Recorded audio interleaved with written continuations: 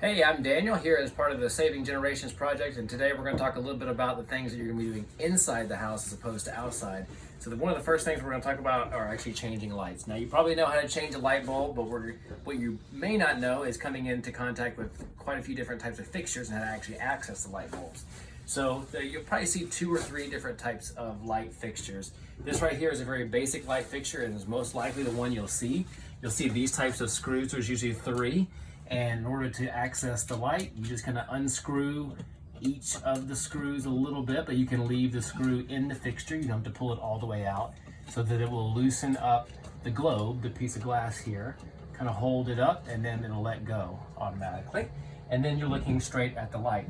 Now there are a couple other types of fixtures that you may see in a home that don't have the screws, and in those cases they usually either unscrew the glass themselves or they may have a suction that you pull down. So in order to do that first, you'd actually, and I can demonstrate here on this one, if it did not have these screws, instead of unscrewing it, you would just kind of touch this and try to unscrew it and see if it starts to unscrew. If it does, you can continue. If it doesn't, then you can try to pull down the whole fixture, the whole globe that way. Now in this particular home, they already have LEDs. In some of the houses that you may go to, they may have some bulbs that are already LED, in which case we don't want to throw out perfectly good bulbs. We want to keep the good LEDs and get rid of the bad ones. How do we know that we're looking at an LED? Well, in this case, an LED always has a telltale sign of a heat sink right here. So this little part right here is going to be a little warmer.